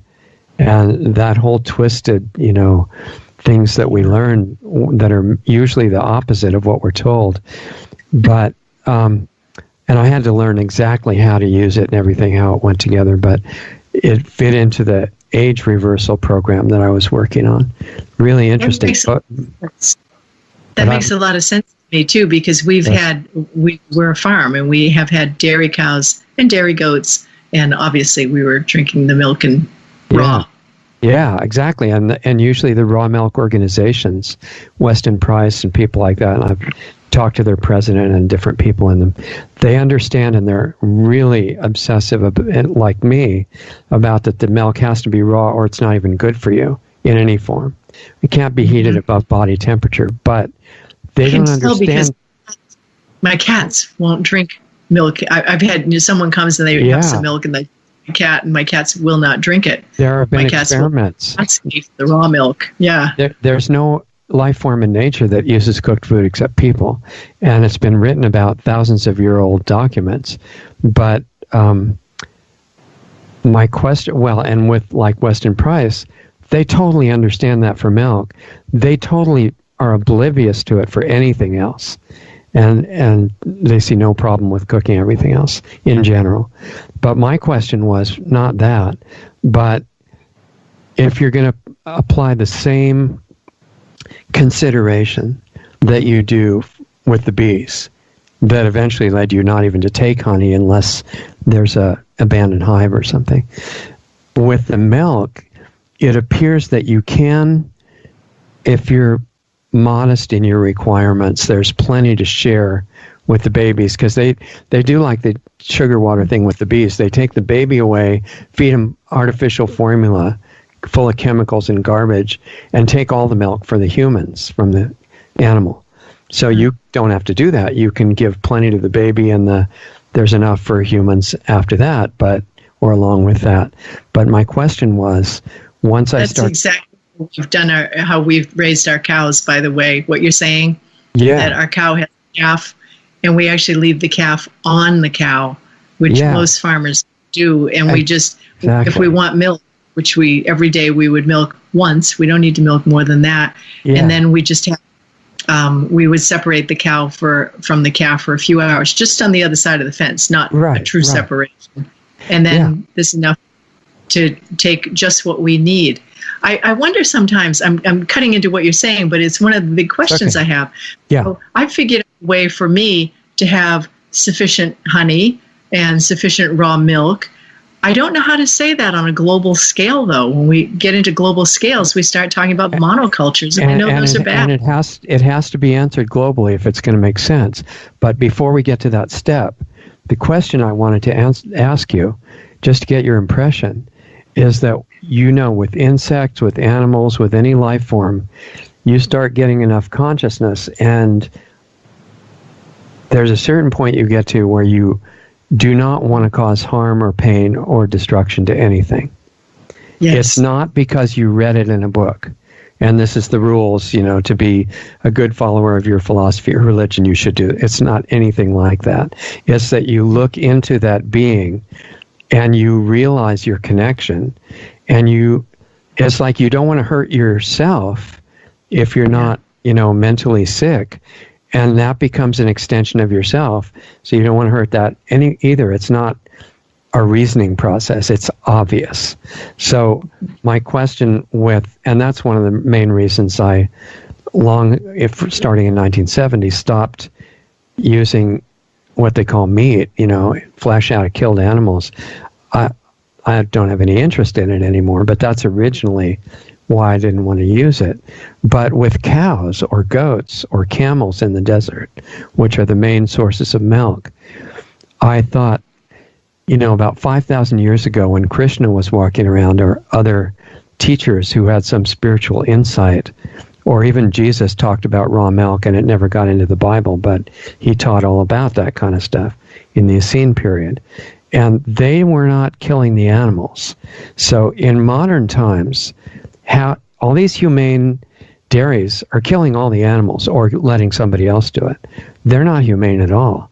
I mean, if you were the animal and your owner said, what would be a humane way to kill you, you probably wouldn't come up with a good one. And there isn't one, that's why. So, but these humane dairies are taking really good care of them, and then they either kill them themselves or they give them to somebody else who will. It's for the males, because they only need a few, and it's for the cows or the goats when they don't give enough milk anymore. So I thought, all right, there's got to be an old, better model of dairy farming if milk is really great to use, which I found out it is. And it's been recommended by some really amazing teachers thousands of years ago. And so if you're going to do that in a way that's really humane, like they make believe they are now, how do you do it? And I called Hindu temples all over the world, all these old traditions that came from the old, wiser people that used to do it differently. None of them remember anything. They're totally oblivious to it. But it does exist, and I'm looking for it because I want to make it part of the school that we're building for all these things together. And one element of it is there are breeds of cows and goats and other animals that don't need to be bred every year, and they still give milk. That changes the math of it. But something like that has to be worked out, and then that can be an element of what you said. How do you make it global? And one thing is that small farming does produce a lot more food per acre than these giant chemical farms, and that those aren't food anyway. So there may be ways to do it. I'm glad you're having that conversation, because it's something I think about a great deal, about how do you have a diet that I believe that when there's harm put on any being, that harm, and then you ingest it, that there's something that happens in you too. And if you can have a diet that has no harm, and there's something energetically that happens that's different. And I know having a farm, we're very aware of that we raise our animals in such a way that every day is a good day. And I think about things like, what are the things that don't have harm in them? If I have to, and I don't have any answers. This is just stuff I'm thinking about. I think if I dig up something by its root, then I just killed that plant. If I have to harvest it a certain way that causes the plant harm, I'm not sure I can say I'm free of it. But if I take an apple as a piece of fruit, there's no harm in that because the tree carries on. So I wonder a lot about that. Milk is the same way. Milk, I was going to say that. Milk is the same way. And if it didn't hurt the bees, honey's the same way too. It's one of the only things that's produced only to be eaten. It has no other purpose. Yeah. So I'm kind of in the middle of that, and I don't have an answer for it, but it's a really big question that I think about near daily, trying to figure out what is the diet that I want to go on based on what I feel like when I eat food, but also understanding the emotional and the spiritual ramifications of the food source itself. Yeah, because what you're really trying to do is open up self-awareness to who you really are while you're still here. And everything you do, including what you eat, affects that. So if you could eat one piece of fruit a day and be super healthy, that would solve your problem, and also world hunger and everything else. But I've tried it, and I've met the few other long-term fruitarians. They don't look very good to me. And I think there's something about our current condition that makes it really hard to be super strong and healthy on a couple of pieces of fruit a day. So I'm looking, how close could you get to that? And what do you have to change in other aspects of your life in order to really make use of it? And so far, I haven't been able to get away from raw milk. Yeah. That seems to be an element of it. It's really good question. Yeah. Yeah, but it's the same principles. And I think, some of us are going to help each other discover this stuff. And what's interesting is in the beginning, you think, oh, if I don't eat this and this and this and whatever you're used to, TV dinners or whatever it is, or Cokes all day, then I'm going to be really deprived. And what came up with that I found is that if you revolutionize how you relate to mind, you don't have the same feeling. And you get more enjoyment and satisfaction out of what you changed to that you thought would be really deprived than you ever got eating all the stuff you ate before. You didn't even really feel very good. Yeah. New frontiers, I guess. Conversation. I'm always seeking like what carries my evolution, our evolution forward. Yeah. How do we participate in ways that don't create harm, that create harmony? Exactly. It seems like a simple question, but it's like every second of your life has to be looked at. Total consciousness. But, I mean, I don't mean to divert us onto that stuff, but I just thought it's what you're talking about since the beginning. It's this gigantic concept of harmony. So, if we wanted to kind of leave people with an invitation to explore this further, what would you like them to remember from this whole conversation? I mean, I really think the first thing that popped into my head was live with kindness in your heart. That, and I think that's one of the things that I talk about in my book a lot, about the kindness that we bring it to our relationship with bees, which just happens to be the place that I have some knowledge. And if we can do that in all different areas of life, what a magnificent world we could be creating. I think a lot of us are doing that, and I'm really happy for that. Yeah, me too. I think this is an ongoing investigation, and hopefully we can do more chapters if you have time in the future. It would be fun. Yeah. Do you want me to show you the cover of my book? Yeah, I'd like you to talk about it, how people can get it, and what's in it. Okay. It's actually, this is my copy of the book. It has a very beautiful cover. It's gorgeous and all that. Oh, wow. But nice. just all these things is where I'm referring to all the different chapters that are in it. Okay. It's called Season of Increase and Listening to the Wisdom of Honeybees for Kinder Beekeeping and a Better World. I think that's a good place to start. And it's actually, it just came out in Dutch. Wow. Neat. It came out in French, and it's in an audiobook, and it's coming out next in, I think Spanish is the next language it'll come out in. And then there's a few more. I know they're working on German and Greek, I think, is after that. So wow. It's making its way around the world, which is sort of an amazing thing for me to know. I actually wrote it, and I never fantasized about what if it did this. It was just, I wrote it in service of what I was being asked to do. And then it just kind of went far and is still going far. It looks beautiful. I wish I had read it before we talked, but I'll have to get a copy of it right away. I'd really like to. And can people buy it on your website? Yeah, you can buy it at any bookstore. You can go online. Okay. Whoever you'd like to support. Small bookstores can order it. Okay. Amazon has it. Probably my publisher is a good place. Sounds True. Sounds True is the publishing house. Is that a site? Like a website or something? SoundsTrue.com. Yeah. Okay. SOUNDSTRUE.com. All right. And what about what's on your site? My website I just redid the website, so I'm in the process of porting over a lot of my blogs and stuff. There's a whole lot of different things about how I care for my bees, and a fairly active blog. And there's also a nonprofit that I started called Preservation Beekeeping. Okay. That I co-founded it with my friend Susan Nylans, who's also an author. We started that 2 years ago, and that's preservationbeekeeping.com. And that's sort of more on an international level, about all of us who in all different countries around the world are doing things like what I've talked about today in caring for bees and making the world a more hospitable and kind environment for them. Yeah.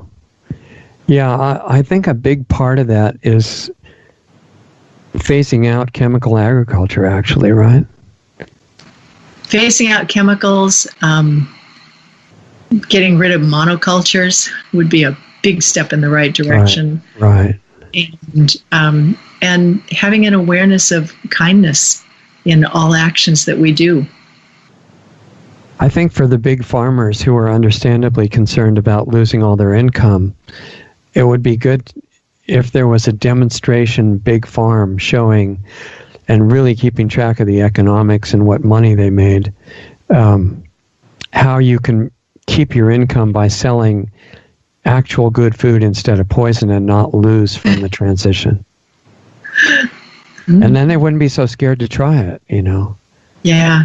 And I hear that all over the place. I hear people who say, as a matter of fact, I know a beekeeper that's local to me who's been conventional for years, decades. And 2-3 years ago, I was talking to him and he said, I went organic. And I was like, really? You? I mean, we used to kind of go head to head a bit there. He said, yep, I did. And he said, I sent my bees down to pollinate the almond orchards. And he said, every year I was less and less of them were surviving when they came home. They were dying off. So much exposure to chemicals and diseases. And he said, last year, I lost 100% of them. Lost all of them. Perfect time to transition, isn't it? Yeah, he said, that's not sustainable. I can't just keep buying more bees every year.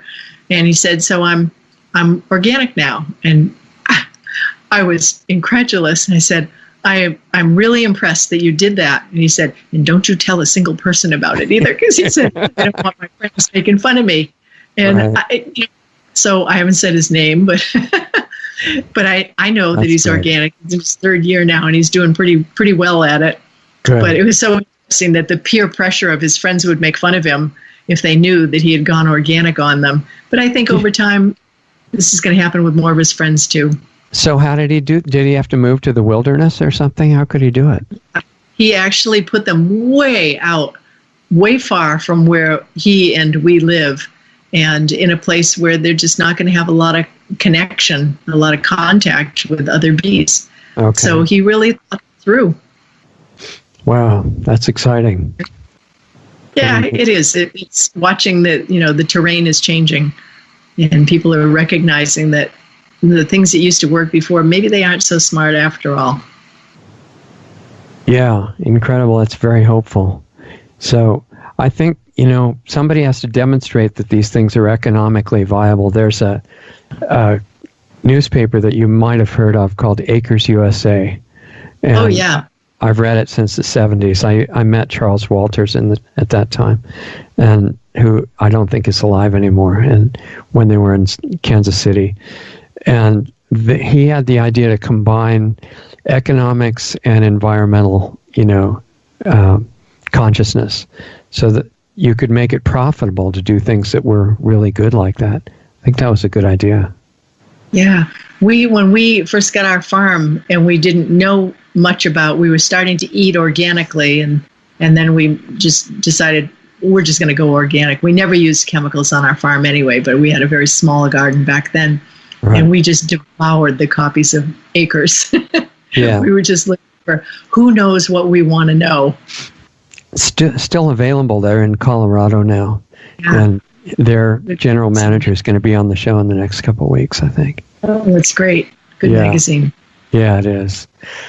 Okay, well, I hope everybody's really paid attention, and you guys should listen to this more than once if you need to, because this is a rare opportunity to get inspiration from somebody like Jacqueline has been giving you. And I hope you can make good use of it and take it further and let us all know where it goes. It should be fun. So thanks for visiting, and we'll talk to you again soon. Thanks.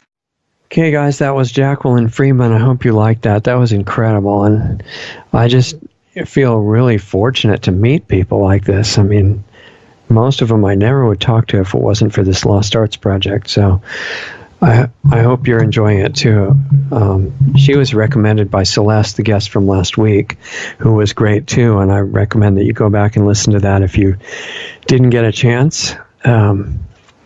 This seemed to be a talk about bees, and it was, but it was also a talk about consciousness, which is, to me, in a way, the whole subject of everything, because whatever else happens, it comes out of that. And the issues in the world, these little issues of everybody trying to kill each other, and even the global rulers involved in seriously intending to exterminate all life on the planet, which we've talked about before. You may know about that. That's really what they intend to do. It's not just population reduction. That's what some of their upper levels believe, but above that, they know what it's about. So the honeybees are like Jacqueline said, the canary in the coal mine in one sense, that they're being wiped out. Should be a little bit of a warning, right? That life is on its way out, and it's up to us to turn it around. And I don't think, I support the work of whatever, letting people be educated about chemtrails or agricultural poison or nuclear power or whatever, Wi-Fi and all the 5G stuff. That's not just stupidity, although it is maybe on the corporate levels, but on the upper levels, it's intentional. And the reason I suggest people understand and absorb that is not to feel bad. There's no benefit in feeling bad at all, in my opinion. I'm not one of those guys that is saying, you got to get mad as hell and you're not going to take it. That's not really how to open up your potential, because you get mad at hell and you just burn yourself out, and the people trying to destroy you have a lot of help from you, and I don't think that's a very good plan. And it also puts you in a state where you can't have any idea what people like Jacqueline are talking about. And to open up that degree of perception and really self-awareness, which is what leads to awareness of everything else, not awareness of your personality level self so much, although that's good too, but what's behind that. Because the same thing behind that is behind everything else. And even the people who are intentionally planning to exterminate life on this planet, including the bees and us and everybody, underneath their programming is also the same thing as is in us. Contrary to popular opinion, our objective is not to destroy them and throw them in hell forever or wherever they're supposed to go.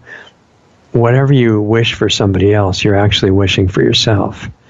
So you can brush that off as nonsense, but if you really absorb it and realize the power of it, that's where we could remake things, but not without consciousness. So the value of somebody like Jacqueline Freeman and so many of the other great people that visit us here is that they're a reminder, if you're open enough to receive it, that the hidden power point is inside you, not other people, but you, and not what you are going to take out and try to debate or convince or argue with somebody to come over to your correct point of view and see that they're wrong. That's another way to just burn up all your energy.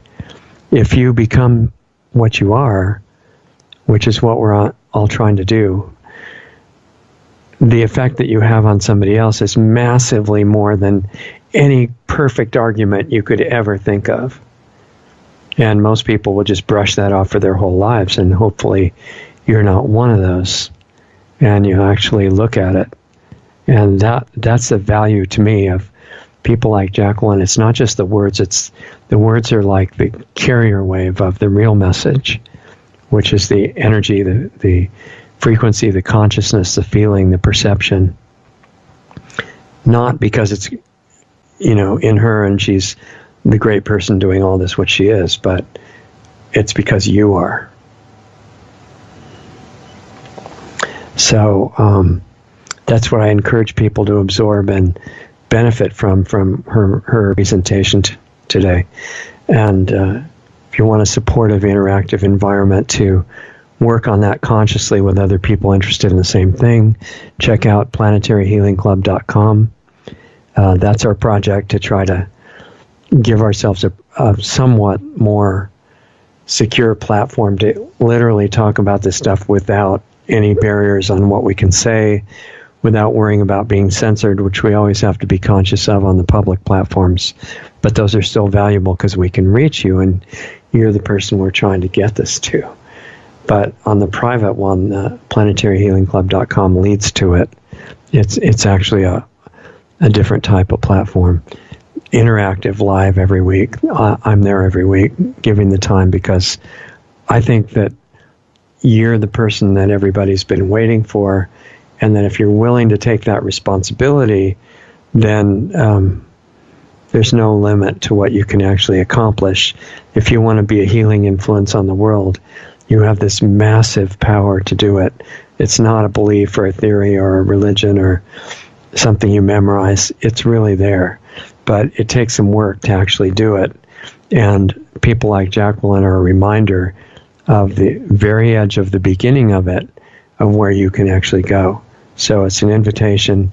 If you want to see other things that we're doing, look at lostartsradio.com and see what else you can. We have a Facebook channel under our Facebook page under Lost Arts Radio. You can always email in suggestions and comments and feedback and whatever you want, richard@lostartsradio.com. And so far I read all of them and will respond when possible. I'm doing that pretty often too. But our thought is that the Planetary Healing Club is a membership site where you can get in and start the work in a group that's supportive, trying to do the same thing. You can learn about the forbidden health information that we are never supposed to find out. And I'll share a lot of that with you that I'm familiar with because I've been working on it since the 1960s, about reversing aging and getting your health back. But that's just step one. That just makes it easier to get into the consciousness work, which is where the real power lies. So if you want to, I'm trying to reach those people. I think it's probably like 1 out of 1,000 in the general population that has a desire to get more deeply into those things and really do the work, because it's not an ego thing, or it's not something where you're preparing yourself to go out and just tell other people what to do. It's not like that. It's like if you change your own self-awareness, you become something else, which is who you are now, but with awareness. And by resonance, which is what Tesla talked about, you have the power to change the whole rest of the biosphere, and including the humans. And that's exciting, and it's what you're never supposed to find out. So it'd be nice to meet you there on Saturdays if you get a chance. Otherwise, I keep putting out as many of the free videos with Doug's help on all the major platforms like YouTube and Facebook and all the others, as long as we're allowed to.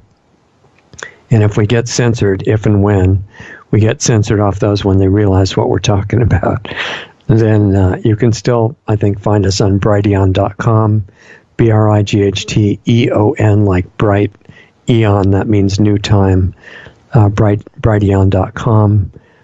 Mike's great new non-censoring site, or just keep up with us at lostartsradio.com. So that's it for our show for Sunday. I hope you get to see it at some point. You may be watching the archive. Really appreciate your being there. We're doing this together, and we look forward to seeing you next time.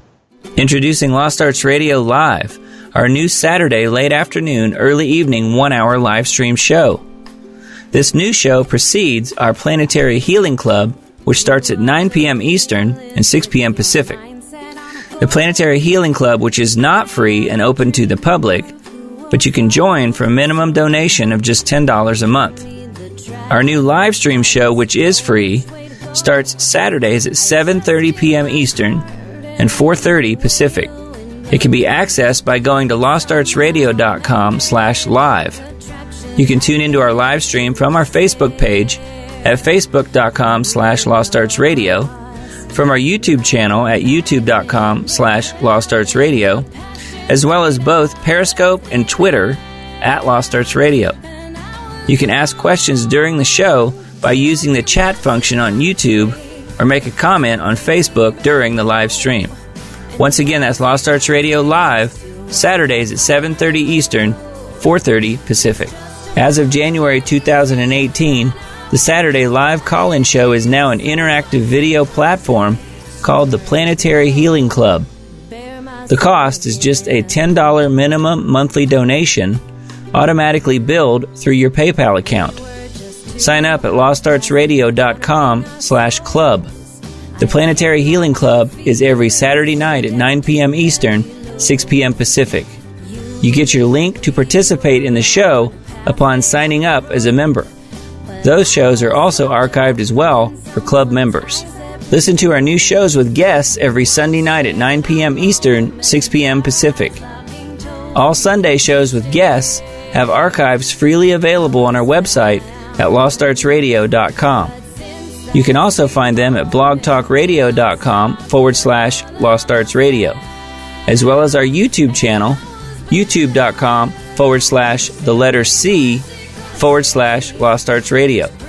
Mixcloud at mixcloud.com/lostartsradio. And finally, look us up under the podcast directory on iTunes. Find us on Facebook at facebook.com/lostartsradio or on Twitter at Lost Arts Radio. Be sure to join the free Lost Arts Radio Facebook group as well. Just search for Lost Arts Radio Group within Facebook. You can also join our forum on our website if you want to interact with other listeners. We also have links to all of the great independent musicians whose music we feature each week on Lost Arts Radio. When you do your Amazon shopping, please use Amazon's Smile program at smile.amazon.com. And when you choose Lost Arts Research Institute in Sedona, Arizona as your charity, Amazon will donate 0.5% of whatever your order total is to Lost Arts Research Institute to help fund the building of the school and keep our radio show on the air. Please visit lostartsresearchinstitute.org for more information on the school we want to build. Be sure to sign up for our free weekly newsletter on our site under the Radio Show tab or right from the button on our Facebook page. Contact Richard at richard@lostartsradio.com or myself, Doug Diamond, at doug@lostartsradio.com. Thanks again for listening to Lost Arts Radio, and we'll see you again next week.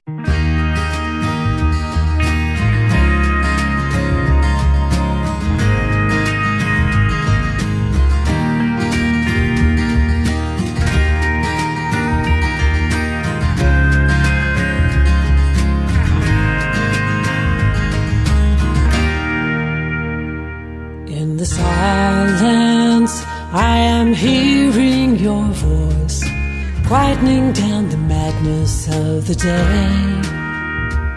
Every wound tells of mistakes I have made, battles lost within the bloody fray. But I am hearing you above the noise. I turn and run to you, I have no choice. I'm choosing to trust in love over logic and following the sound of your voice. Yes, I am hearing you above the din, remembering your touch on my skin. I'm choosing to trust in love over pride and drawing a deep breath, begin again. In the madness is the struggle for love and feeling you've been hurt and understood. So I move toward you like metal to magnet, seeking what I know is only good. But I am hearing you above the noise. I turn and run to you, I have no choice. I'm choosing to trust in love over logic, following the sound of your voice. Yes, I am hearing you above the din, remembering your touch on my skin. I'm choosing to trust in love over pride and drawing a deep breath, begin again. Few lines are drawn in brilliant light, more shades of gray than black and white. Always